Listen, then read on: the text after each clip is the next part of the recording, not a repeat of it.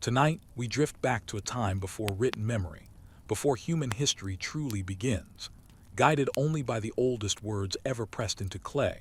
And those tablets tell us that even the gods had a beginning, a primordial era of such profound and terrifying chaos that it makes our modern existential dread look like a mild case of the sniffles. A time when the universe was not yet a universe but a watery, tumultuous abyss. And we're going to explore that concept. The Mesopotamian idea of what existed before the gods themselves, which is a bit like asking what was on television before the invention of the television, a question that tends to give historians a migraine and theologians a thrilling sense of purpose. So before you get comfortable, take a moment to like the video and subscribe, but only if you genuinely enjoy what I do here. I'm not here for empty commitments. Much like the god Enki wasn't here for the tedious administrative work of the universe, until it absolutely required his clever intervention. Let's start with a mainstream Sumerian historical fact, something solid to anchor our floating minds, and that is the undeniable, archaeologically verified existence of the Eridu Genesis, a collection of texts found in the ruins of what is possibly the first city, Eridu, home to the god Enki. And these texts describe a time when only the primeval seas, Namu, existed, which is a wonderfully specific and yet vague starting point, like saying the story begins in a very damp basement. Now imagine the temple at Eridu, a simple yet awe-inspiring structure of mud brick, a ziggurat in its most embryonic form, rising from the marshy landscape of the southern Euphrates, a building that would have been coated in a luminous gypsum plaster, shining white under the relentless sun, a beacon in a flat, watery world. And inside, the air would have been thick with the smell of burning cedar resin, barley beer, and damp earth, a scent that probably defined holiness for 3 millennia. And the only sounds the murmur of priests and the clatter of ceremonial vessels, a far cry from the cosmic roar of the pre-creation abyss they were trying to appease.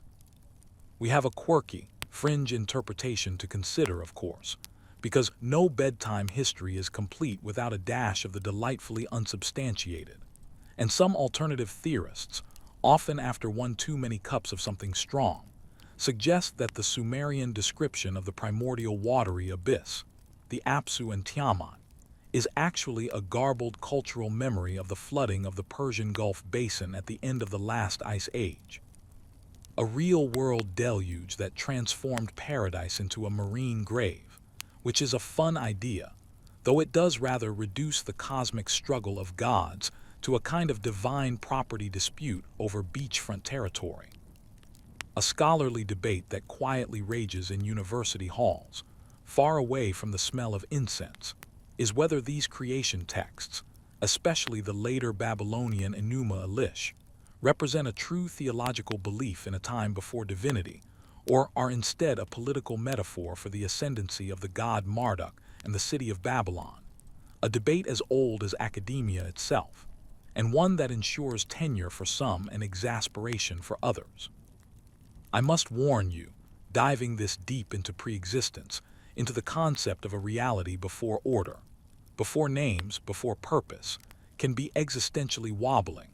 So you probably won't survive this without at least one moment of staring at your ceiling and wondering if your life is just a later administrative footnote in a cosmic ledger written by a bored god of scribes. But don't worry, that's a perfectly normal reaction. Much like the normal reaction of a priest encountering a poorly portioned sacrificial lamb. Now, to all of you listening from your own corners of the world, whether you're in a bustling city that never sleeps or a quiet town where the night is truly dark, I invite you to share your location and the time there in the comments. A little ritual of connection across the millennia and miles, a way of building our own humble digital ziggurat from shared curiosity. The narrative we weave tonight is built from fragments, from broken tablets and reconstructed verbs, a patchwork of understanding over a chasm of forgotten context, and we must tread softly, like a priest entering the inner sanctum, unsure if the god is home or out causing hydrological problems elsewhere. Consider the sheer audacity of the ancient scribe who first pressed a stylus into clay to ask, What was before? A question that echoes in every philosophy department and every child's bedtime query since. A question that likely got him a stern look from his supervisor, who was more concerned with inventorying temple grain supplies. A truly timeless conflict between the poetic and the practical. The primordial state in Sumerian belief wasn't a void in the modern sense. It was a something, a dynamic, messy, and potent something. A soup of potentiality that was both mother and father to all that followed, which is more comforting than pure nothingness, I suppose, like preferring a cluttered attic to an empty one. At least there are things to rummage through and blame for the state of the universe. We often picture ancient people as purely practical, concerned only with harvests and floods, but they were also profound speculative thinkers, staring at the star-strewn Mesopotamian night, untainted by light pollution, and wondering about the origin of the very fabric they saw, a fabric they imagined as a woven cloak of deities, each thread a divine decree, a concept that makes our satellite internet seem rather mundane by comparison. The god of the deep fresh waters, Apsu, and the goddess of the saltwater chaos, Tiamat,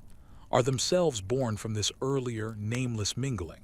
They are the first generation of organized, nameable entities, the grandparents of the more famous gods like Anu and Enlil, which makes family reunions explosively complicated.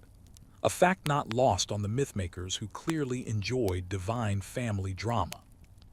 It's important to remember that these stories were not mere fairy tales. They were the operating system of reality for the people of Mesopotamia, explaining why the sky was up, why the earth was mostly down, and why the rivers sometimes decided to redecorate entire cities without notice. A system that, while occasionally brutal, was at least consistent in its divine bureaucracy. The act of creation in this theology is an act of violence, of separation, of carving order from the chaotic body of a primordial being, which is a rather intense metaphor for getting out of bed in the morning. A daily reenactment of Marduk splitting Tiamat's carcass to form the heavens and the earth, with your comforter playing the role of the monstrous saltwater dragon. Let's indulge in a moment of sensory imagination. The heat of the sun-baked bricks of Eridu's temple, the coolness of the shadowed interior, the taste of dusty, dry air mixed with ceremonial smoke, the weight of a woolen garment in the humid river valley climate, all experienced by people for whom the world was alive with will and intention, a far more animated existence than our own, where a failed crop was a divine punishment, not a matter of soil pH. A perspective that is somehow both more terrifying and more intimate. The quirky interpretation we mentioned earlier, the one about the Persian Gulf flood, does have a certain geographical charm, as the land of Sumer was indeed born from the retreating waters of the Gulf, a slow-motion creation myth written in silt and sediment, a fact that would not have been lost on its inhabitants, who were master hydrologists, always thinking in terms of water and land, chaos and order, which makes their choice of a primordial sea as the starting point feel less like abstract philosophy and more like observed reality, poetically inflated to a cosmic scale, like describing a puddle as an ocean because you've never seen the coast. The scholarly debate between theological literalism and political metaphor is a delicious one, because both sides are probably, in their own way, correct. The stories provided a fundamental understanding of the cosmos, and they were tools for legitimizing kingly power, a dual purpose that makes them far more interesting than if they were only one or the other, like a spoon that is also a tiny, ineffective weapon, useful for both eating soup and threatening a fly. Now dim the lights, maybe turn on a fan for that soft background hum, and let's ease into tonight's journey together, letting the words wash over you like the waters of the Apsu, not trying too hard to remember every name or date, but allowing the atmosphere of that ancient, questioning world to seep into your modern mind, a mind that likely hasn't pondered the personality of a river today, unless you happen to be a very specific type of poet or environmental scientist. Imagine the scribe, his hands calloused from the stylus, his mind wandering from the mundane tablet of grain receipts to the cosmic tablet of origins, daring to inscribe the question that had no administrative answer. A moment of beautiful, professional risk-taking that probably didn't get him a promotion, but did get him immortality of a sort. His name lost, but his question echoing here with us now, in your dark room, which is a better legacy than most grain accountants achieve. No offense to the vital field of ancient accounting. The pre-divine existence, then, is not a blank slate but a crowded, swirling and noisy state of undifferentiated being, a cosmic cacophony before the first note of order was sung, a concept that can make the silence of your room feel either deeply peaceful or suspiciously like the calm before a divine storm. But I assure you, your ceiling fan is not the wing beat of a chaos dragon, probably.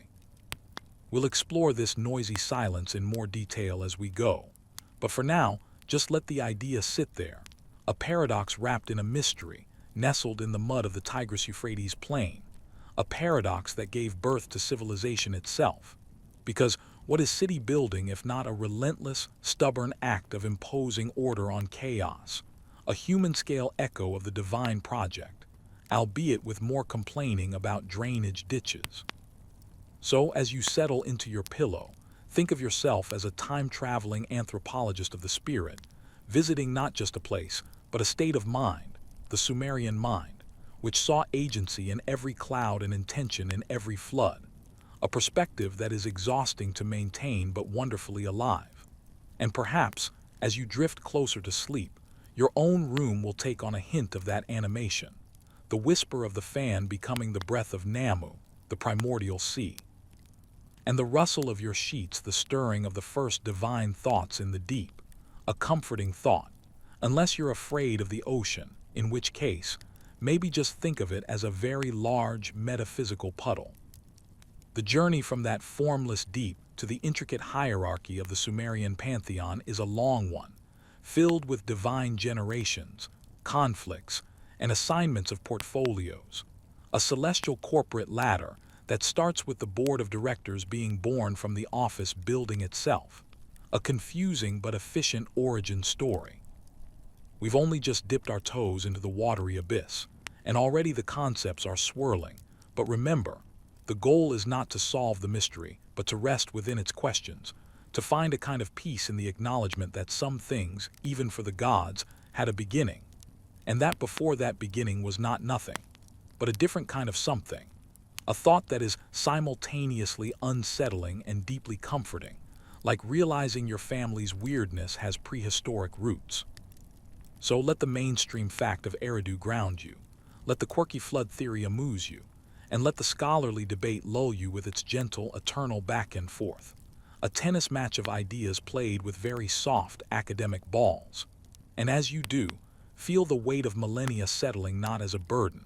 but as a blanket, a heavy historical comforter tucking you in for a long night's voyage back to the beginning, or rather, to the time before the beginning, which is a much more exclusive destination, requiring no luggage except an open and slightly drowsy mind. Having gently paddled in the shores of the primordial abyss, we now must venture into its deeper, darker waters, where the first distinguishable entities begin to stir, a process less like a grand birth and more like a slow coagulation, as if the universe were a pot of divine soup left on a cosmic stove until the first fatty bits of personified divinity rose to the surface. And these first bits, my sleepy friends, are not the powerful, charismatic gods of later myth, but rather the fundamental principles of the world itself, given watery form and vague intention, a committee of cosmic basics that would make a modern brainstorming session look thrillingly decisive. The mainstream Sumerian historical fact we'll cling to here, our life raft in this conceptual sea, is the existence and role of the god En, or Anu, as he was known later to the Akkadians, the god of the sky, whose name literally means heaven, and who is one of the very first to emerge from the pre-divine soup, a fact etched into countless god lists and creation narratives, a bureaucratic acknowledgement of his seniority, like being employee number one in the cosmic corporation, which comes with a great parking spot, but also the burden of being father to a lot of very troublesome departmental managers. Imagine, if you will, the moment of his emergence, not as a dramatic explosion of light, but as a slow, inevitable differentiation. The concept of up, finally separating from the murky, all directions at once of the abyss. A silent, wet birth of the dome of heaven from the womb of the deep. A process that would have taken eons, not seconds. A divine glaciation of idea into identity, which is a fancy way of saying it happened very, very slowly. With all the excitement of watching celestial paint dry, but with higher stakes. Now, for our requisite quirky interpretation, there exists a small but fervent group of thinkers who look at the Sumerian descriptions of these early gods, and sky, Kai earth, Enlil air, and see not metaphors but literal, hyper-advanced beings, perhaps extraterrestrial in origin, who used incomprehensible technology to shape the planet. A theory that requires you to ignore about 99% of the textual and archaeological evidence in favor of a more science fiction-friendly narrative. A narrative where the Apsu is a starship's engine coolant leak and Tiamat is a rogue planet, which is fun, but turns the beautifully strange poetry of the myths into a bad episode of a space opera, complete with dubious special effects and confused character motivations. The scholarly debate that hums in the background of this era of emergence is a technical one, but crucial. Were these earliest gods truly considered separate from the elements they represented? Or was it a case of identity so complete that Anu was the sky, in a way far more literal than, say, Poseidon was the sea for the Greeks? A debate about the nature of divine immanence that makes theologians stroke their beards and mutter about semantic fields in long-dead languages. A soothing academic sound for those who find peace in unresolved nuance. Let's paint a more detailed picture of this pre-creation world. A world without sunrise or sunset, without seasons, without dry land. Just the endless, dark, sweet waters of the Apsu mingling with the chaotic, salt waters of Tiamat. A cosmic latte that had yet to be stirred by the spoon of divine will. A beverage so potent it would give any barista a god complex, and rightly so. In this milieu, the first pairings occur, not through romance, but through the simple gravitational pull of conceptual opposites. A divine mitosis that gives us N, the sky, and Kai, the earth, initially fused together in a tight, mountainous embrace. A universe-sized canoodling that left no room for anything else to exist. A situation that was eventually deemed claustrophobic by their offspring, who took drastic, separational measures, a classic tale of children forcing their parents to get a room. Or in this case, to get two very separate, distinct rooms. The humor in these myths, often overlooked, is delightfully dark. The younger gods, born from this united sky and earth, are so vibrant and noisy that they disturb the sleep of Apsu, the personified freshwater abyss, who complains to his consort Tiamat about the racket, a plot point that makes every parent in the audience nod in grim sympathy, understanding the primal urge to silence your progeny for the sake of a good nap, though most don't follow through with a plot for universal annihilation, which is where Apsu shows his lack of parental restraint. The process of creation, therefore, is triggered by divine annoyance. A cosmic, kids these days, moment that sets in motion the chain of events leading to ordered reality, which is perhaps the most relatable origin story ever conceived, suggesting that the universe as we know it exists because a primordial entity was rudely awakened from a very long, very quiet sleep.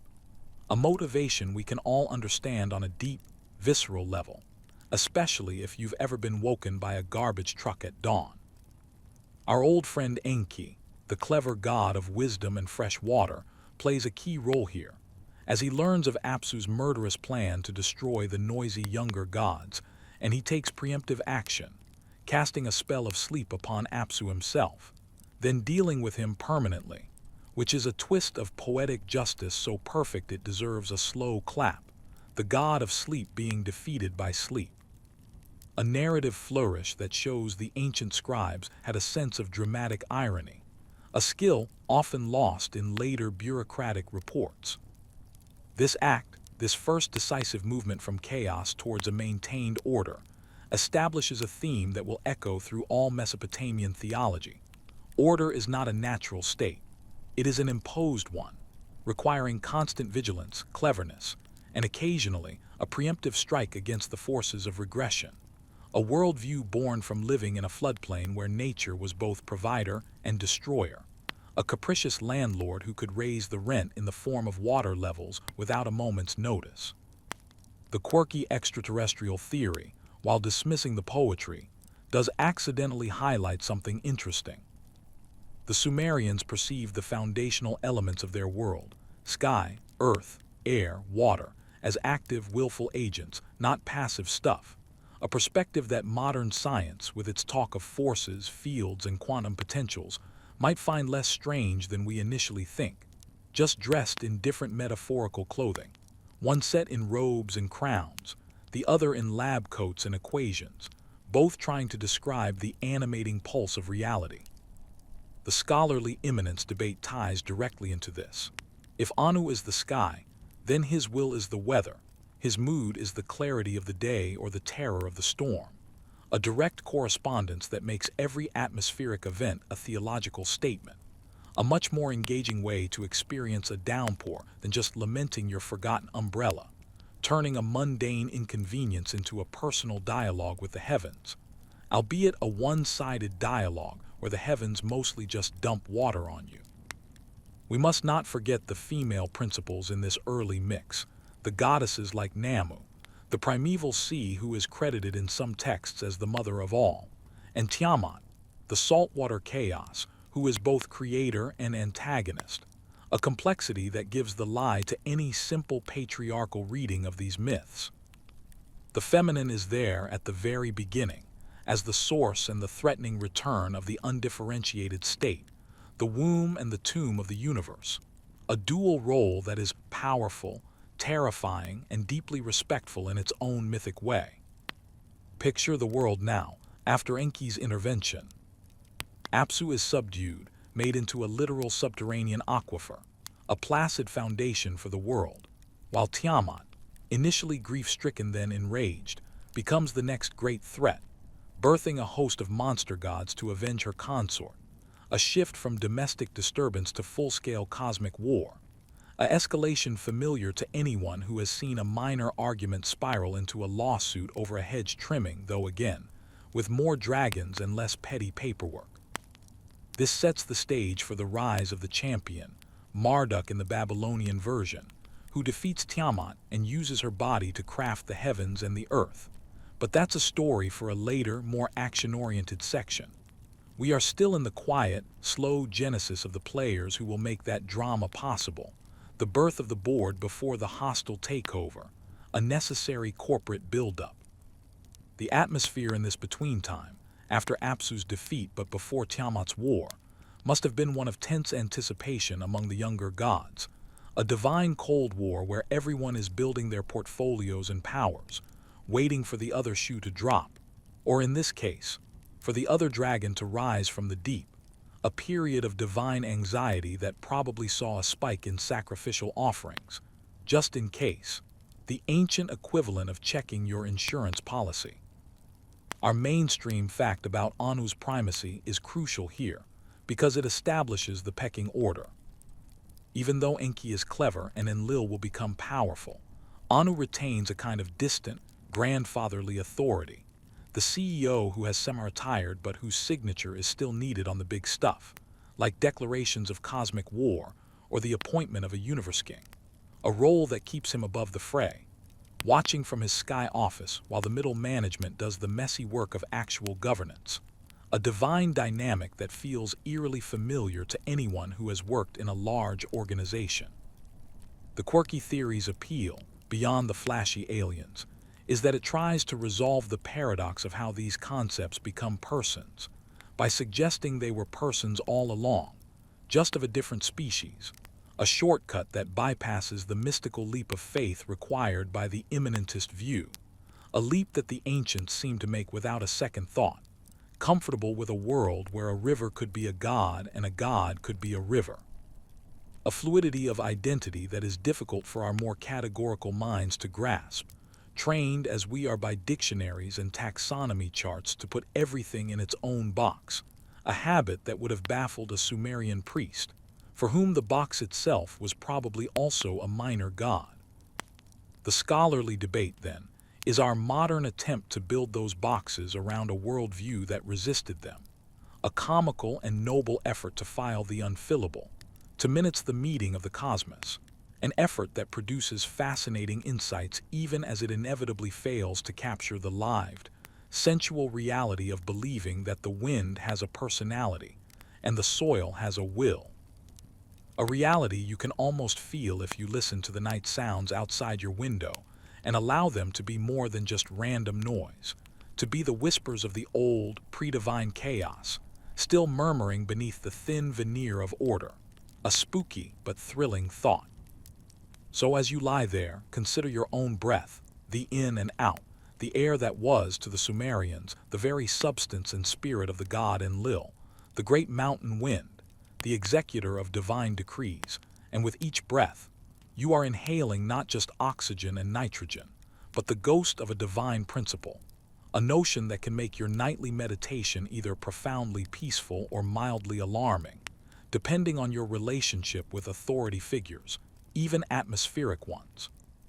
The progression from pre-divine soup to a pantheon of squabbling, noisy deities is, in a way, the story of increasing specialization, a divine division of labor where once there was only a unified, chaotic potential. Now there is a god for grain, a god for writing, a god for shepherds, a bureaucracy of the sacred that mirrors the growing complexity of human city-states, a reflection that suggests we created the gods in our own organizational image, or perhaps they created us in theirs. A chicken and egg problem of theology that we'll politely set aside for now, as it's time to get some rest, not solve the nature of divine human codependency. Let the image of the fused sky and earth, an Enkai wrapped in a dark, silent embrace, fill your mind. A world before horizons, before landscapes, before weather, just the pressing together of fundamental opposites. A unity so complete it was sterile, a paradox the universe had to solve by forcing them apart, a metaphor for many things in life that start off too close for clarity and require a separation to allow for growth, a gentle thought for anyone navigating complex relationships, divine or otherwise.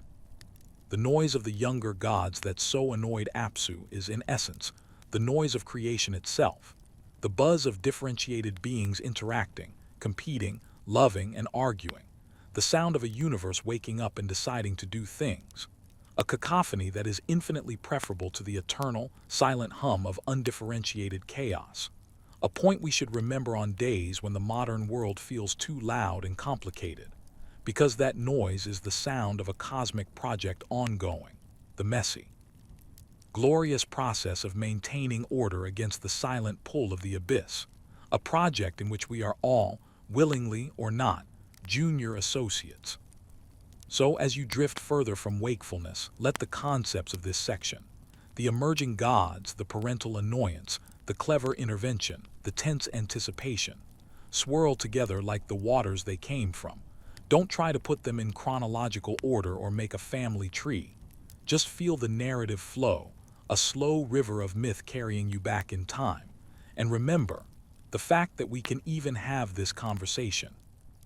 that we can ponder what a people 5,000 years dead thought about the time before time, is a testament to the enduring power of those first questions pressed into clay, questions that outlasted empires, languages, and the very gods they described, questions that now, in this quiet moment, are yours to hold lightly, like a sleeping child or a dormant chaos dragon, whichever brings you more peace. The tension in the divine realm has reached a simmering point, a celestial kettle about to whistle, for the great saltwater dragon of chaos, Tiamat, has marshaled her forces, an army of monster gods born from her grief and rage, creatures with venom for blood and thunderstorms for voices. Beings that represent the raw, untamed aspects of reality that refuse to be cataloged or governed. And the younger gods, those noisy upstarts who caused all this trouble, find themselves in a predicament, realizing that their cleverness against Apsu might not suffice against a mother's wrath multiplied into a legion of cosmic horrors. A classic case of workplace escalation where a successful plot against a drowsy supervisor leads to a hostile takeover attempt by a far more formidable and emotionally compromised board member. Our mainstream Sumerian historical fact for this turbulent section is the well-documented central role of the god Enlil, later known as Elil, the god of wind, air, and storms, who becomes the executive authority among the younger gods, a position not inherited through quiet primogeniture but earned through a combination of forceful personality, and according to some fragments, a dubious act of deposing his father, Anu, or at least pushing him into a more honorary role. A divine coup that established the pattern of kingly succession in Mesopotamia, where power was often taken, not given, a fact that made every royal court a potential echo of this primal divine drama, complete with less impressive monsters but equally sharp knives. Imagine the divine assembly, a gathering of all the gods in a place that is not yet a place, a convened council in the midst of the still unformed universe, a board meeting called to address an existential threat to the corporate entity, a meeting filled with fear, shifting eyes, and the uncomfortable rustle of ethereal garments. As one by one, the great gods are asked to confront Tiamat, and each, in turn, declines, their terror of the primordial mother overwhelming their desire for self-preservation. A scene of celestial cowardice that is both deeply human and profoundly mythic, because who among us would volunteer to fight the embodied concept of oceanic chaos, especially without a good retirement plan for heroes? Now, for our quirky interpretation, we must visit the idea, proposed by a few speculative minds, that the battle between Marduk, or Ninurta in earlier versions, and Tiamat is not a mythic allegory, but a distorted memory of a catastrophic astronomical event, perhaps a comet impact or a near miss with another celestial body that scarred the early Earth, a theory that turns the dragon's body into planetary geography and the arrows of the wind god into meteor showers, which is a dramatic reading but again sacrifices the psychological and theological depth of the story for a flashy, naturalistic explanation, like reducing Moby Dick to a manual on maritime safety, technically relevant but missing the point entirely. The scholarly debate that engages us here is a nuanced one concerning the shift from Sumerian to Babylonian hegemony and how it is mirrored in this myth. In the earliest Sumerian fragments, it is the god Ninurta, champion of the city of Nippur and son of Enlil, who fights the monster, while in the later, more famous Babylonian Enuma Elish, it is Marduk, patron of Babylon, who takes center stage, a clear case of theological updating for political purposes, a debate that focuses on the mechanisms of this adaptation and what it tells us about how the ancients viewed their own myths, not as fixed scripture, but as living narratives to be reshaped by the victors, a flexible approach to canon that would give a modern fundamentalist a nervous breakdown, but which feels refreshingly honest. Let's dwell for a moment on Tiamat herself, for she is not a simple villain. She is the original mother, the saltwater womb from which much of the divine world was born, and her rage is born of loss and betrayal, first by the murder of her consort Apsu, and then by the younger god siding with his killer, making her war a tragic cosmic family feud, a mother turning against her own children, a story that adds a layer of pathos to the chaos, reminding us that from the Mesopotamian perspective, even the destructive forces of nature were not evil, but willful, emotional, and grievously wronged, a perspective that fosters a certain respect for hurricanes and floods, seeing them as entities with a grievance, not mindless disasters. The assembly's fear is palpable in the text, a brilliant narrative device that builds suspense and highlights the sheer audacity required to move from a state of defended order to a state of expansive creation. They are comfortable in their little pocket of existence, having dealt with the sleepy Apsu, But Tiamat represents a return to the source, a reabsorption into the undifferentiated state, a fate perhaps more terrifying than annihilation, the horror of being unmade, of having your hard-won identity dissolved back into the cosmic brine, a fear that likely resonated with a people whose identities were tied to their city-states, always under threat of being absorbed by a larger empire. A geopolitical anxiety projected onto the cosmos. Then enters the champion, and here the versions diverge, but the pattern is the same. A young, powerful god, not the highest in seniority but brimming with Melamu, the terrifying divine radiance, steps forward and agrees to face Tiamat, but only on the condition that he is granted supreme and unquestioned authority among the gods, a bargain that turns the crisis into a power play, a savvy negotiation that establishes the principle of kingship as a necessary trade-off for security, a founding contract for civilization itself. Give me absolute power, and I will protect you from the chaos at the gates, a deal every Mesopotamian king would later emulate, though their chaos was usually an invading army from Elam, not a multi-headed dragon. The description of the champion arming for battle is one of the great set pieces of ancient literature, a divine arming scene that Homer would later mimic for his mortal heroes. He fills his body with flames, crafts terrible winds as his weapons, creates a net to entangle Tiamat, and takes up the bow, the lightning, and the storm chariot, becoming not just a warrior but a personified arsenal of atmospheric violence, a concentration of all the disruptive power the younger gods can muster, focused into one entity for the purpose of confronting the ultimate disruption, a beautiful paradox of using chaos's own tools to carve out a space for permanence. The quirky astronomical theory, for all its flaws, does tap into a universal human experience. The terror of an unstable sky, the deep-seated fear that the celestial order could collapse, that the lights above could go out or fall down, a fear the Mesopotamians knew intimately as astute observers of the heavens, where a comet or an eclipse was not a pretty sight but a dire omen, a crack in the firmament Marduk had fashioned from Tiamat's carcass, a reminder that the cosmic order was maintained, not guaranteed, a full-time job for the gods with lots of overtime during meteor showers. The scholarly debate over the champion's identity is more than academic pedantry. It reveals how myth served the state, as the priests of Babylon, upon their city's ascendancy, didn't just write a new myth from scratch, they skillfully edited the existing one, inserting Marduk into the role of hero and giving him the 50 names of all the major gods, a theological merger that claimed all divine authority for their patron, a brilliant piece of religious branding that would make any modern marketer weep with envy, a campaign slogan of Marduk. He saved the universe, and he can save your city too, probably. The battle itself, when it comes, is shockingly brief in the text, almost anticlimactic. After a fiery exchange of taunts and challenges, Marduk uses the winds to fill Tiamat's mouth, preventing her from uttering spells, then shoots an arrow into her belly, splitting her heart, and stands upon her corpse, a swift, brutal end for the mother of so much, a moment that is both triumphant and haunting, the necessary violence that establishes the condition for all future life, a foundational act that is inherently tragic,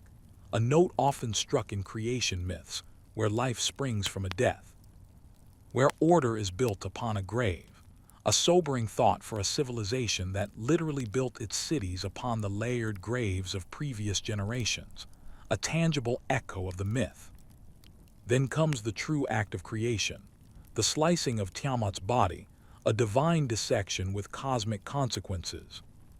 Her skull is raised to become the dome of the heavens. Her eyes become the sources of the Tigris and Euphrates. Her tail becomes the Milky Way. Her spittle becomes the clouds. And from the blood of her defeated general, Kingu, humanity is fashioned to be the servants of the gods. A detailed, grotesque, and utterly practical recycling of the old chaos into the new order. A zero-waste cosmology where nothing of the primordial is lost, only transformed. A concept that should bring comfort to recyclers and compost enthusiasts everywhere. as you are participating in a tradition as old as the universe's first renovation project. This act solidifies the Mesopotamian worldview. The world we live in is literally the corpse of a vanquished divinity, every mountain a bone, every river a tear, every star a piece of glittering offal, a universe that is sacred not because it is perfect and pure, but because it is the hard-won trophy of a cosmic struggle, a stabilized battlefield, which makes the simple act of walking on the ground a kind of pilgrimage across a divine tomb, a thought that can make your evening stroll feel significantly more epic, if slightly macabre. The mainstream fact of Enlil's executive role is crucial here, because even in the Babylonian version where Marduk takes the heroic part, the structure of authority he demands mimics the established Enlil-like kingship, showing a continuity of political theology beneath the change of divine names, a deep structure that survived empires, a template for rulership that said the king was the champion who kept chaos at bay. A powerful legitimizing story that justified everything from tax collection to temple building, because without those resources, how could the king maintain the divine order? A rhetorical question that has funded palaces and pyramids for millennia. The quirky theory's astronomical event, if it happened, would certainly have been traumatic enough to birth such a myth, a global cataclysm remembered in folk memory and slowly dressed in the costume of gods and monsters, a process that is common in myth-making. But to reduce Tiamat to a comet is to miss her profound symbolic weight as the other, the necessary antithesis against which identity is defined, the chaos that gives meaning to order, the sea that gives value to the dry land. A role no rock from space, no matter how flashy, can fulfill. The scholarly debate, therefore, is not just about who fought whom, but about how myth functions in society, as a tool for both explaining the world and shaping power structures, a dual purpose that makes these stories far more potent and interesting than if they were just simple tales. They are the constitutional documents of a civilization,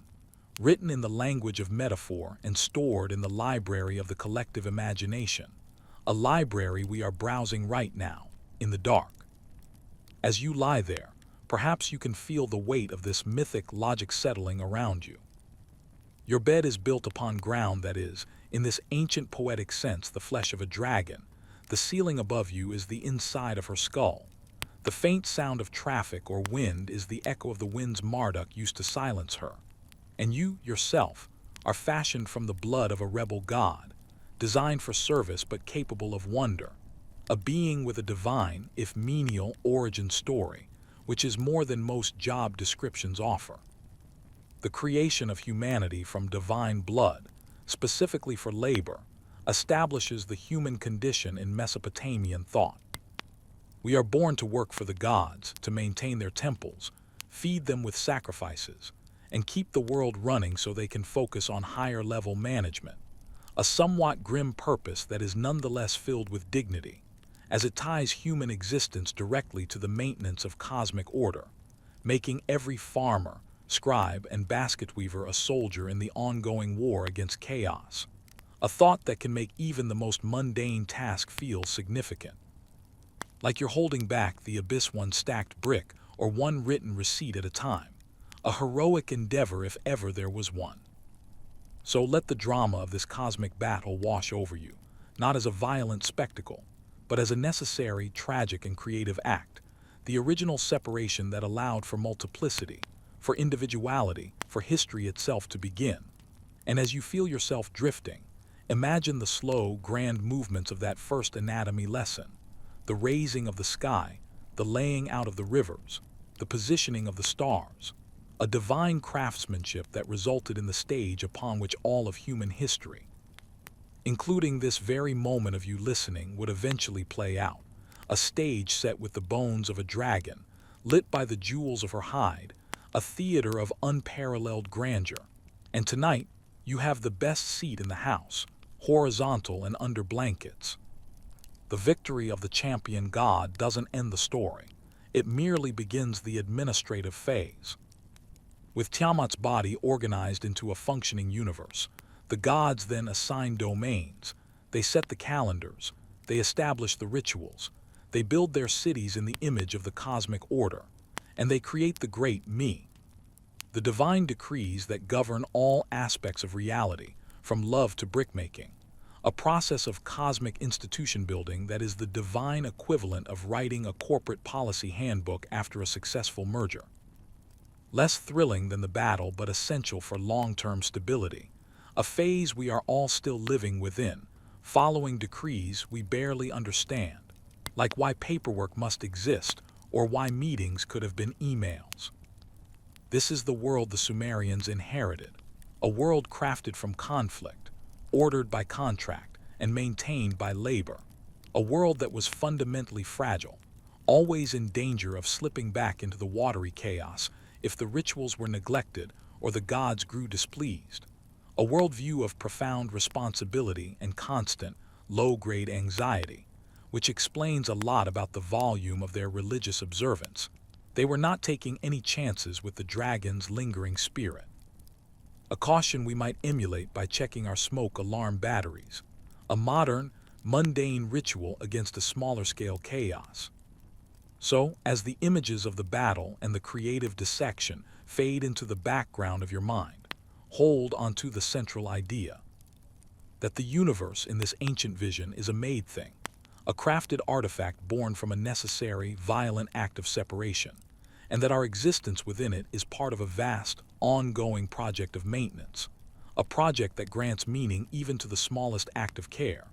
whether it's tending a garden, writing a kind note, or simply turning off the lights and allowing yourself to rest. For even sleep is a tiny, nightly reenactment of trust that the order will hold,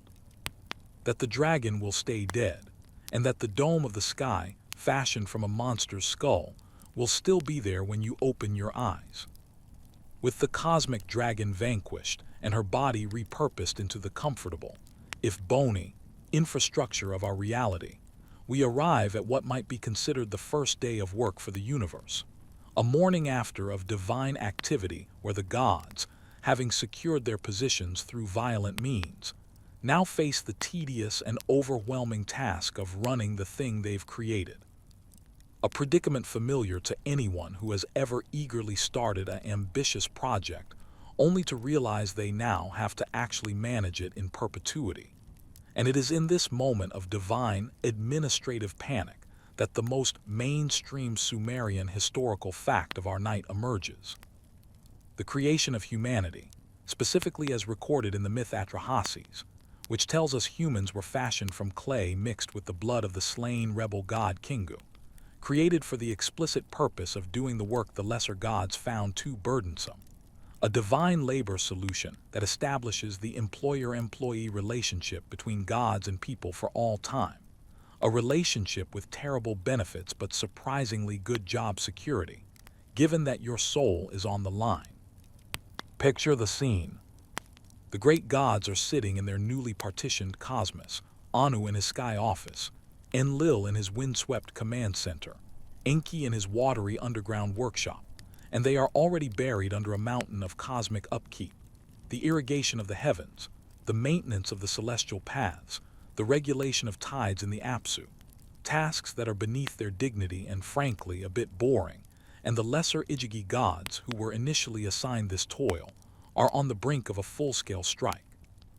Burning their tools and surrounding the great gods dwelling in a clamorous protest, the first recorded labor dispute in history, cosmic or otherwise, a testament to the universal truth that nobody likes busy work, not even immortal beings. This is where our quirky interpretation enters, stage left, with a proposition that will either amuse or infuriate you. Some speculative authors, looking at the description of humanity's creation from clay and divine blood, have suggested this is a veiled reference to ancient genetic engineering, with the blood of a god, representing advanced alien DNA spliced into a hominid ancestor to create a slave race, Homo sapiens, a theory popular in certain circles that enjoy conflating metaphor with literal science fiction. A theory that turns Enki and the mother goddess Nintu into ancient biochemists in a lab coat, which is an image almost charming enough to forgive the total disregard for the myth's profound existential and social commentary, which is about the nature of work, mortality, and the divine-human relationship, topics no amount of alien DNA can simplify.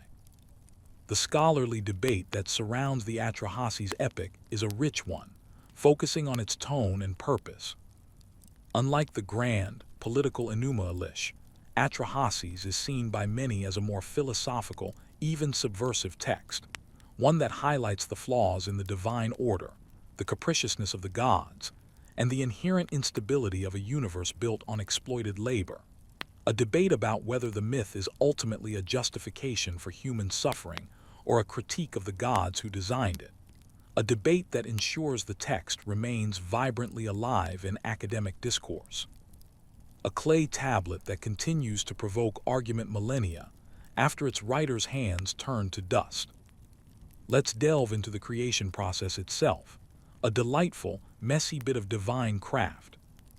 The mother goddess Nintu mixes clay, not just any clay, but the clay from the Apsu, the sweet subterranean waters, the very substance of the subdued primordial order, and she mingles it with the blood of Kingu, the defeated general of Tiamat's army, a being who embodied rebellious will,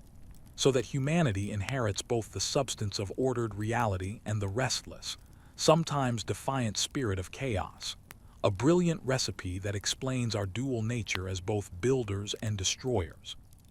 organizers and procrastinators, a perfect spiritual alloy for a being destined for hard labor and occasional weekends. The gods spit upon the clay, an act that transfers their essence, their life force, into the mixture, and then Nintu pinches off 14 pieces, 7 for male humans, 7 for female humans, and the womb goddesses assist in a 9-month gestation that happens off-stage, as it were. And soon, the first humans are presented, ready to work, a production line of mortal servants who will till the fields, dig the canals, and bear the basket of the gods, which is a poetic way of saying all the tedious chores of running a cosmos, a purpose that is humbling to say the least, but also provides a clear, if exhausting, job description from day one. The humor here is darker than a moonless Mesopotamian night. The gods create humans as a labor-saving device, only to later be so annoyed by the noise and multiplication of these very humans that they try to wipe them out with plagues, famine, and finally, a flood, a cycle of creation and destruction born from divine annoyance and poor management planning, a cosmic comedy of errors where the solution becomes the problem, a plot that feels like a divine sitcom with a very high body count, a show canceled after one cataclysmic season, only to be rebooted because, frankly, the gods still needed someone to do the weeding. The gift given to humanity, in exchange for this eternal toil, is mortality itself, the fact that we die and make room for new workers, a feature not a bug, designed to prevent overpopulation and, presumably, the formation of a human union that could challenge the divine management. A clever bit of systemic design that ensures a steady turnover of the workforce without pension liabilities, a model that would be the envy of any ruthless corporation. Though it does leave the individual human with a rather raw deal, a finite lifespan of labor followed by a shadowy, dusty afterlife, a motivation to perhaps enjoy your breaks while you can. This is the core of the Sumerian condition. Humanity is a late addition, a retrofit to solve a divine personnel issue, and our existence is therefore both purposeful and precarious, our value tied directly to our utility, and our peace dependent on not making too much noise or overpopulating the divine estate, a tenancy agreement with the strictest possible landlords, ones who control the weather and have a history of unleashing global floods as pest control, terms that make any modern lease look incredibly forgiving. The quirky genetic engineering theory, for all its silliness, does resonate with a modern audience because we understand the concept of designing life for a purpose, of bioengineering, and so the myth feels strangely prescient. But to impose that framework is to miss the pre-scientific, relational genius of the story, which is about kinship and substance. We are made from the stuff of the earth Apsu clay, and the spirit of a divine rebel, Kingu's blood, making us literally relatives of both the ordered world and the chaotic forces that oppose it, members of the cosmic family, albeit the ones assigned to wash the celestial dishes after the feast, a lowly but intimate position. The scholarly debate about the text's tone is key to feeling its full effect. Is it a somber justification for why life is hard and then you die? Or is there a wink in the text, a subtle critique of the gods' short-sightedness and the resilient cleverness of humans, as shown by the flood hero Atrahasis who survives the gods' attempted reset? This debate allows us to read the myth not as a passive acceptance of fate, but as an ancient exploration of resistance within a rigid system, a story where the created beings outsmart their creators through piety and cunning, a hopeful note in an otherwise grim job contract, a note that says even the designed servant can find a loophole, a thought that has powered revolutions and bedtime stories for millennia. Now bring this concept home to your quiet room. The body you inhabit, according to this ancient poetic logic, is made of divine rebel blood and sacred mud, a vessel of both chaotic potential and earthly constraint,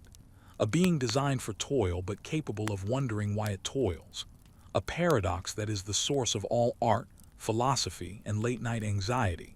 And the mortality that defines you is not a mistake or a tragedy, but a design specification, the expiration date on a product built for a specific cosmic purpose. A perspective that can be liberating in its stark honesty, freeing you from the pressure of finding a grand, unique destiny, because your destiny is already written in your clay. Work, wonder, and eventually, return to the dust from which you were pinched, a cycle as old as the first human shaped by Nintu's fingers. The gods, after creating humanity, set them to work immediately, establishing the cities, the temples, the agricultural cycles, and the very concept of civilization as a divine mandate. A giant, open-air office where humans are the middle managers, foremen, and laborers all in one, reporting to the priestly class who act as the divine HR department.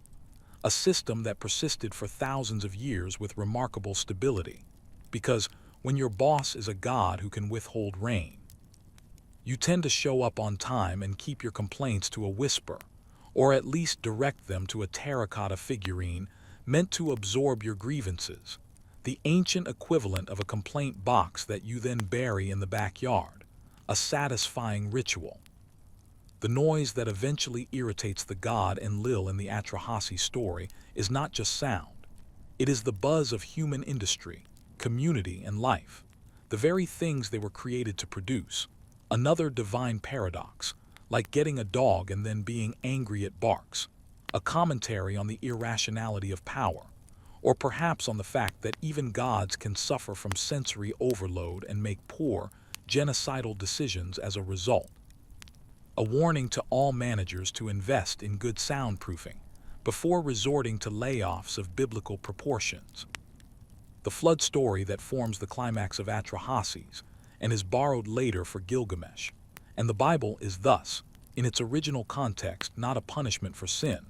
but a solution to a noise complaint, a drastic decibel reduction strategy enacted by a sleep-deprived chief executive, a narrative that somehow makes the cataclysm both more absurd and more terrifying, because it reveals the fragility of our existence, hinging not on moral failure but on divine irritation. A universe where you could be wiped out because a god had a headache, a fact that encourages both humility and a respectful quiet during divine office hours. Our mainstream fact about the Atrahasis epic's depiction of human creation is the anchor in this stormy theological sea, because it comes from multiple tablet copies found across Mesopotamia, showing it was a widespread and fundamental belief, not a fringe idea, a core part of how they understood their place in the grand scheme, a place that was essential but servile, a foundational piece of their social and religious psychology. The reason why every king styled himself as the tenant farmer of the gods, and every worker saw their labor as a sacred duty. A worldview that built the ziggurats and the irrigation canals that still shape the land today. The quirky alien DNA idea, while a distraction, does speak to our modern desire for a scientific origin,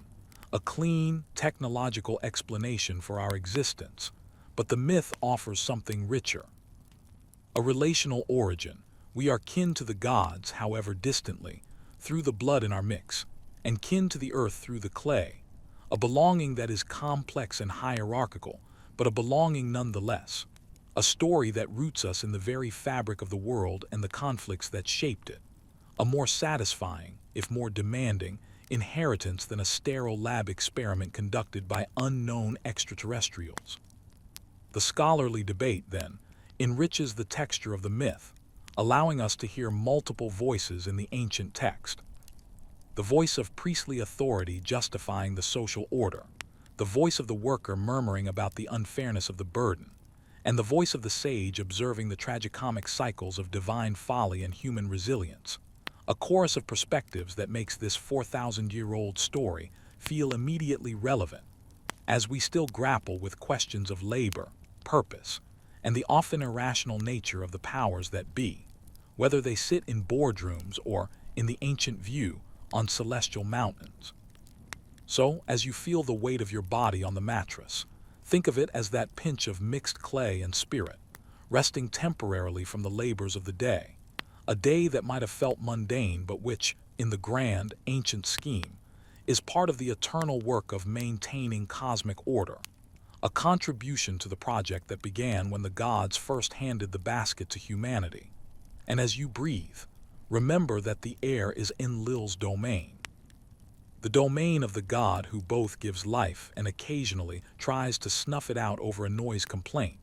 So maybe breathe quietly, just in case, though I'm sure he's off duty by now, probably enjoying a quiet evening in his celestial dwelling, not monitoring the respiratory patterns of one sleepy listener. The creation of humanity completes the cosmic architecture. With workers now in place, the universe can function, the gods can receive their sacrifices, the canals can be dredged, the temples can be built, and the great me of civilization can be enacted. A stable, if tense, equilibrium is achieved, one that will be disrupted repeatedly by human overpopulation and divine overreaction, a cycle that defines the mythic history of the world before the flood, a history of close calls and negotiated reprieves. A world living on borrowed time between divine annoyances, a mood that feels uncomfortably familiar in an age of climate warnings and geopolitical tensions, the eternal sense that the powers above are growing impatient with our noise. This, then, is the Mesopotamian answer to the question of pre-divine existence, refracted through the lens of human origin. Before the gods, there was chaotic potential. Before humanity, there was divine labor strife. And before this moment of your rest, there were countless generations of clay and blood creatures who worked, wondered, slept, and ultimately returned to the dust, their stories mostly lost, but their fundamental condition echoing in yours, a continuity of mortal experience that stretches back to the first pinch of clay on the banks of the Apsu, a connection that is humbling and strangely unifying, a shared lineage of toil and curiosity that makes you a citizen of a very old, very weary, but persistent civilization. So let the concept of your designed, mortal purpose relax you, not burden you. You are here to work, yes, but also to wonder, to listen to stories on quiet nights, to be a temporary conscious part of a vast, ancient project. And when your work is done, you will return to the elements from which you came, completing the cycle, a thought that is not an end, but a fulfillment of the original design, a return to the Apsu clay and the release of the rebel spirit, a peaceful conclusion to a noisy, messy, and beautifully specific existence, an existence that is, for tonight, allowed to pause, to rest, and to dream within the skull of a dragon, under a ceiling that was once the inside of a monster's head, a cozy thought if you don't think about it too hard, which is the perfect state for sleep. As the first humans take up their baskets and begin the eternal work of sustaining the cosmos, a curious silence falls over the divine realm, not the threatening silence of pre-creation, but the satisfied quiet of managers who have successfully outsourced the grunt work. A quiet that allows us to turn our attention from the grand narrative of origins to the intricate, shadowy question that has been lurking at the edges of our journey all along. What, in the precise and paradoxical logic of Mesopotamian thought, was that pre-divine state, not as a story, but as a theological concept, a philosophical notion of existence before existence, a state so prior that not even the adjective primordial adequately captures it, a state that is the true bedrock of this entire cosmology, and one that requires us to think in circles, spirals, and concepts that defy our linear storytelling. A challenge that is perfect for the liminal space between wakefulness and sleep, where logic softens and paradox feels like home. Our mainstream Sumerian historical fact for this deep dive is both simple and profoundly complex. The existence of the god Enki/E's realm, the Apsu, not as the defeated primordial being, but as an established, subterranean domain of fresh water and wisdom, a place that becomes a theological anchor point, a symbolic reservoir of the pre-creation order now integrated into the functioning world, a place where the boundaries between the pre-divine past and the divine present are deliberately blurred. For Enki's temple in Eridu was literally called the Iabzu, the house of the Apsu, a physical structure claiming connection to that first, watery reality, a fact verified by archaeology and text, a tangible link between the chaos of before and the order of now, a canal connecting the mythic to the municipal. Imagine the Apsu as it was conceived after the Great Reorganization. A vast, dark, subterranean ocean of sweet water, the source of all springs, wells, and life-giving fluids, presided over by the clever god Enki, who is both its master and, in a sense, its embodiment, a god who did not emerge from the later divine generations but was present near the beginning, a god who understands the rules of the universe because he helped write them, and who keeps the original blueprints, and perhaps a few dangerous primordial relics, in his watery basement. A divine librarian of chaos turned into order, a role that makes him both respected and slightly feared by the other gods, for he knows how things were before they were things, knowledge that is power, and also a terrible party conversation starter. For our quirky interpretation, we must now visit the most fringe of ideas, a notion proposed by a few mystically inclined scholars and plenty of non-scholars, that the Sumerian pre-divine state, the mingling of Apsu and Tiamat, is actually a metaphor for a unified consciousness field, a cosmic mind before the subject-object split, a state of pure potential awareness that shattered into the duality of perceiver and perceived, gods and world, a kind of ancient, Near Eastern non-dualism that predates the Vedas, a theory that is beautiful, utterly unprovable, and strangely comforting, as it suggests that our modern sense of separation from the universe is the result of a cosmic cataclysm of consciousness, a fall into individuality that the myths narrate as a war, a theory that turns Marduk's arrow into the first thought that said, "I am," which is a lot of weight to put on one mythological weapon, but a fascinating lens through which to view the whole saga. The scholarly debate that fits this section is a dense but rewarding one concerning the Mesopotamian concept of time, specifically whether they conceived of the pre-creation state as a time, before time, or as a different quality of time, a perpetual, chaotic now, that existed concurrently with linear, historical time, a debate that hinges on tricky prepositions in Akkadian and the analysis of ritual texts that seem to reactivate or tap into the primordial power of that pre-state.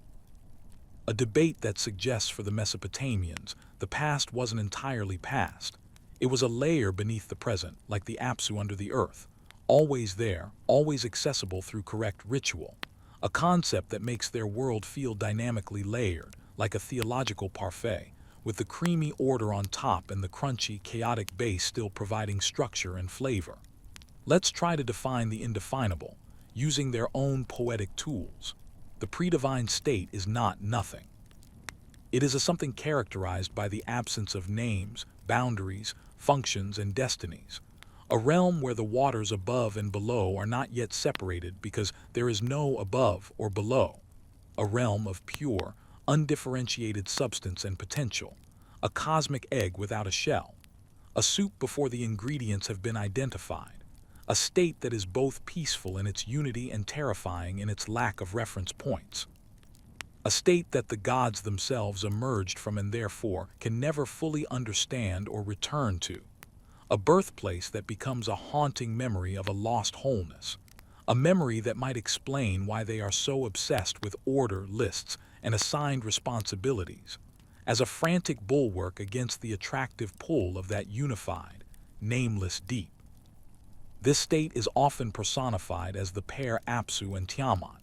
but it's crucial to remember that these are later, narrative impositions on the earlier state. They are the first step towards order, the first recognizable somethings within the everything, the first divorce of fresh from salt,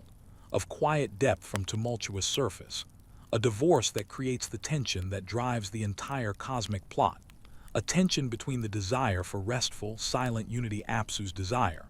and the creative, generative, but noisy potential of separation,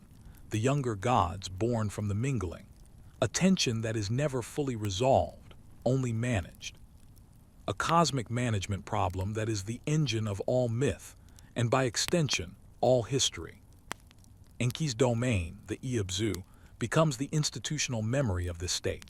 a controlled, ritualized access point to the power and wisdom of the pre-creation waters, a place where the dangerous, formless potential is channeled into beneficial, life-giving forms, like irrigation and prophetic dreams. A brilliant theological move that acknowledges the power of the source while safely domesticating it, turning the abyss into a well, the chaos into a curriculum. A feat of spiritual engineering that sums up the entire Mesopotamian project. To take the raw, terrifying stuff of existence and build a functioning, if fragile, civilization upon it, a project we are all still engaged in, every time we try to impose a schedule on a chaotic day or find meaning in a random event. The quirky consciousness field theory, while lacking in cuneiform footnotes, appeals because it addresses the why of the myth beyond politics and hydrology. It suggests the Sumerians were grappling with the fundamental mystery of consciousness itself, of how a universe becomes aware of itself, and they framed it in the only terms they had. A family drama of personified forces, a story that is about the birth of distinction, of identity, of the me versus the not me, which is, when you think about it, the first and most profound drama of any conscious being,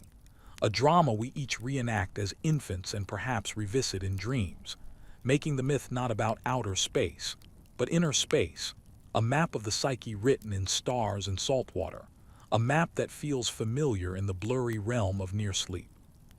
The scholarly debate about time is essential here, for if the pre-divine state is not locked in a linear past, but is a concurrent layer of reality, then the rituals performed in Enki's temple were not mere commemorations. They were actual reconnections, taps into the still-flowing source of cosmic power, a concept that makes their religion vibrantly alive and terribly serious, a constant maintenance of the membrane between order and chaos, a membrane that is your city wall, your temple foundation, and the integrity of your own self, all under perpetual, subtle threat from the whispering waters below, a thought that can make a quiet night feel charged with invisible, ancient pressures or wonderfully significant, depending on your mood. Consider the profound loneliness of the pre-divine state, if we can ascribe such an emotion to it.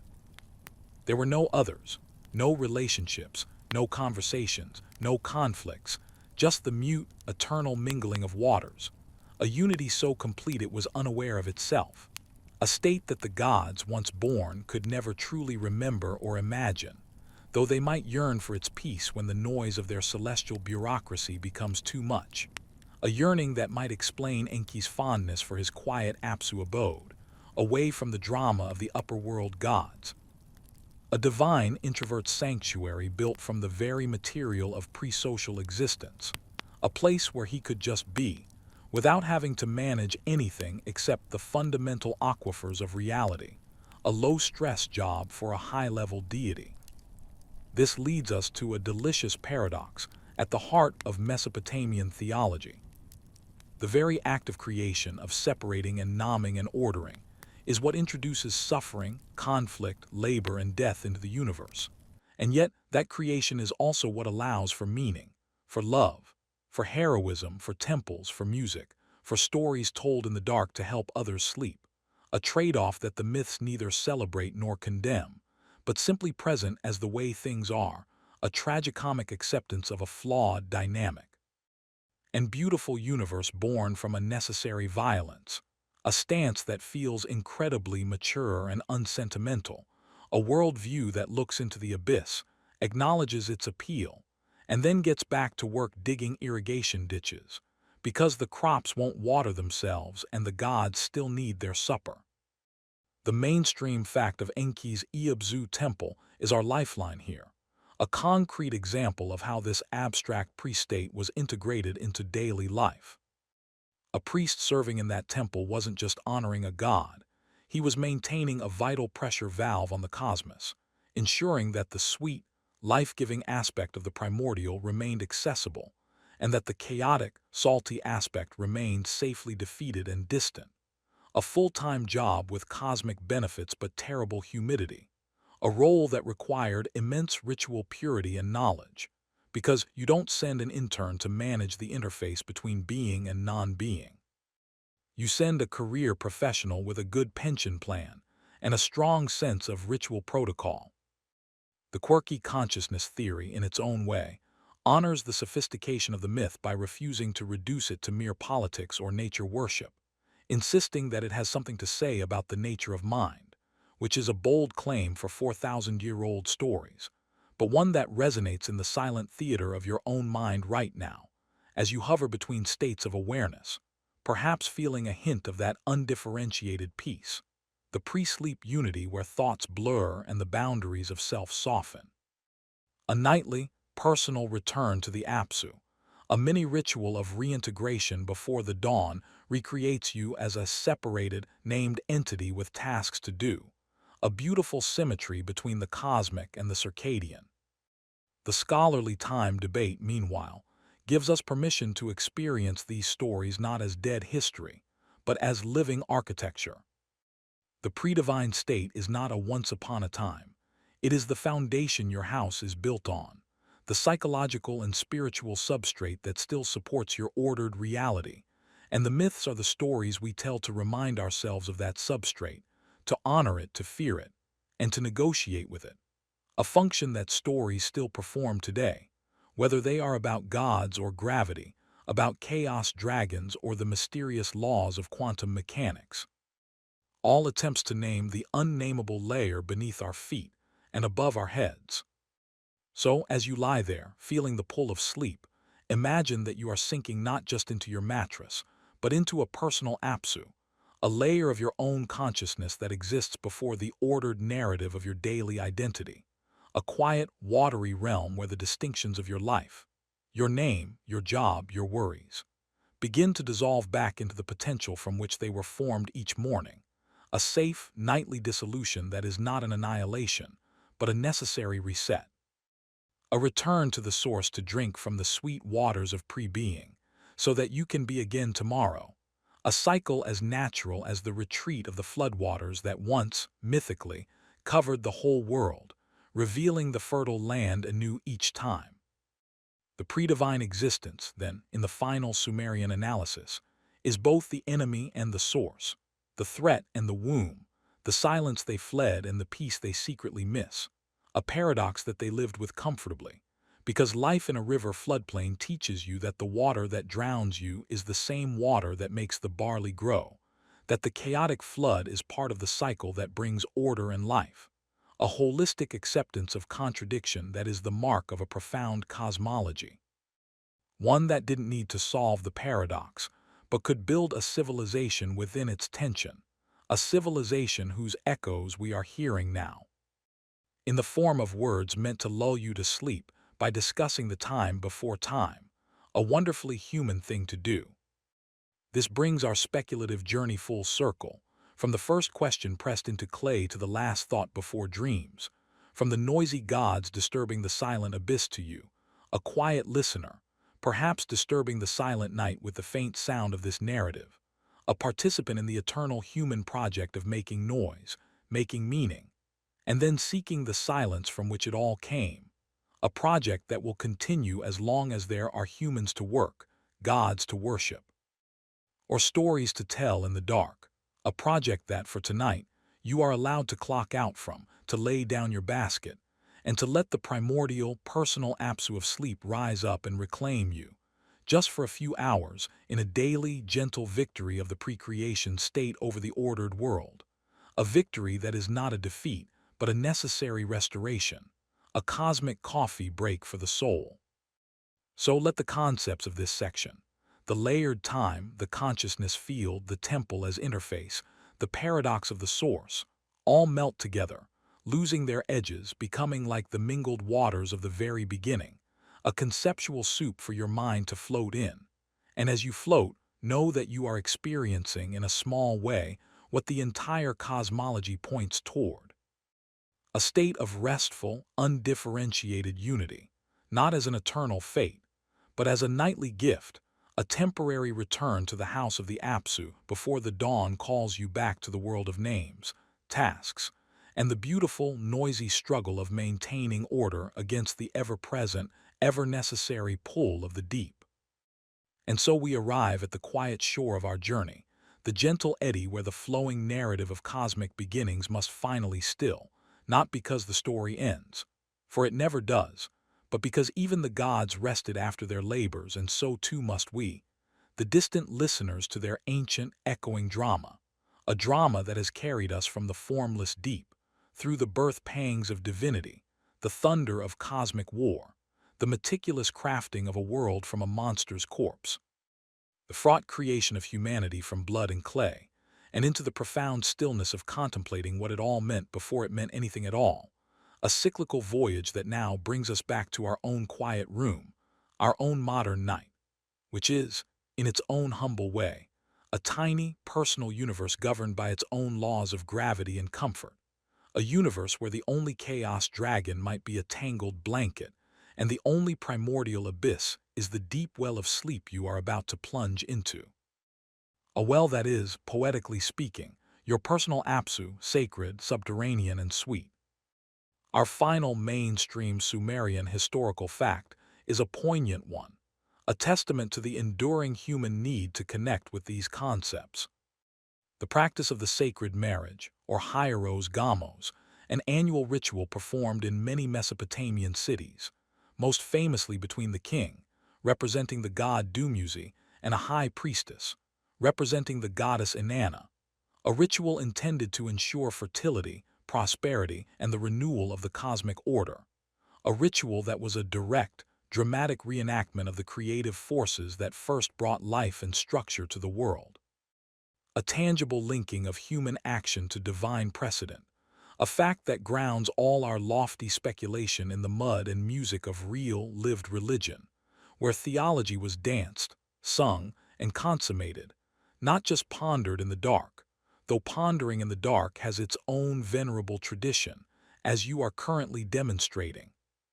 Picture the scene during the New Year festival in or Uruk. The city is alive with processions, the air thick with incense and hope. The king ascends to the high temple, the bedchamber is prepared, and for a night the human and divine realms are fused through ritual symbolism, a deliberate blurring of the boundaries that Marduk so carefully established. A safe, sanctioned return to a state of unity, of creative potential, a tapping into the pre-divine generative power but channeled through the strict forms of liturgy and politics. A brilliant compromise that allowed society to touch the chaos without being consumed by it, to remember the unity without abandoning the necessary separations of civilization. A ritual of controlled regression that is the hallmark of a healthy psyche and a healthy culture. A lesson we might remember when we feel the urge to break our own routines in small, sacred ways. Now, for our last quirky interpretation, let us consider the most poetic and least provable idea of all. one that has been hinted at by poets and mystics for centuries. That the entire Mesopotamian cosmology, with its pre-divine waters and its gods emerging from struggle, is not about the past of the universe, but about the perpetual present of the human soul, that each of us contains within us the Apsu and Tiamat, the silent depth and the chaotic passion, the Enlil-like will to order and the Enki-like cunning wisdom, and that the act of living a conscious, moral life is the daily reenactment of the Enuma Elish, the constant battle to carve a stable, compassion itself from the swirling chaos of our instincts, emotions, and memories, a theory that turns every person into a universe and every moral choice into a cosmic victory, a theory that is unfalsifiable, deeply inspiring, and a perfect note to end a bedtime story on, because it places the grandeur of the myth inside your own quiet chest, where your heart beats a rhythm older than writing. The final scholarly debate we'll gently acknowledge is the ongoing discussion about the legacy of Mesopotamian theology, its influence on later Abrahamic traditions, and what was truly unique about its vision of pre-existence. Scholars meticulously compare the Enuma Elish to Genesis, the flood stories, the concept of a watery beginning, debating lines of transmission and profound differences in tone, a debate that ensures these ancient ideas remain in conversation with the modern world, a conversation you are now a part of, even in your pajamas, a participant in a tradition of wondering that stretches back to the first human who looked at a star and felt a question form in the clay of their mind. A question that has never truly been answered, only asked in more and more elaborate ways, which is perhaps the point of the whole human project. Let us take a final, sweeping view from the imagined ziggurat of our narrative. Below us lies the flat, fertile plain of Shinar, crisscrossed with canals that mirror the veins on Tiamat's severed eyes, dotted with cities whose walls are the ribs of the dragon, humming with the industry of humans who are themselves little packets of rebel blood and sacred mud. And above us, the great dome of heaven, the inside of her skull, painted with the jewels of her hide, a complete closed system that is both a tomb and a triumph, a prison and a palace, a universe that is finite crafted, and therefore precious, a worldview that finds sacredness not in infinity, but in limits, in the very fact that things have names, borders, and purposes, because those things were hard-won from the formless, nameless deep, a perspective that can make the boundaries of your own life, your responsibilities, your relationships, your mortal span, feel not like constraints, but like the hard-won furniture of a cosmos, the artifacts of a divine victory you inherit simply by being alive. The sacred marriage ritual embodies this beautifully. It is a celebration of the creative union that drives the cosmos, but it is held within the strict confines of a calendar date, a temple room, and a symbolic script, a chaos of passion directed into the channels of order, ensuring the fields will be fertile and the rivers will stay in their beds, a metaphor for how civilization itself is the constant, delicate balancing of our own inner Tiamat and Apsu, our creative and destructive potentials. Our desire for both fusion and individuality, a balance that is not a static state, but a dynamic, ritual dance that must be performed again and again, every year, every day, every time we choose to build rather than destroy, to connect rather than isolate, to tell a story rather than succumb to silence. The quirky, psychological interpretation we've saved for last is, in a way, the most generous gift these ancient stories can give us tonight. They offer a mythic language for our own inner lives, a way of understanding our struggles not as personal failings, but as recapitulations of the oldest story in the world, the story of bringing light from darkness, form from formlessness, a story that makes your daily efforts to be kind, productive, or simply to get out of bed feel part of something majestic and ancient, a cosmic task you share with gods and heroes, a task that is as simple and as difficult as maintaining a small, ordered space in the vastness, whether that space is a city, a home, or the integrity of your own mind, a task that is honored each time you turn out the light and trust the world to hold together until morning.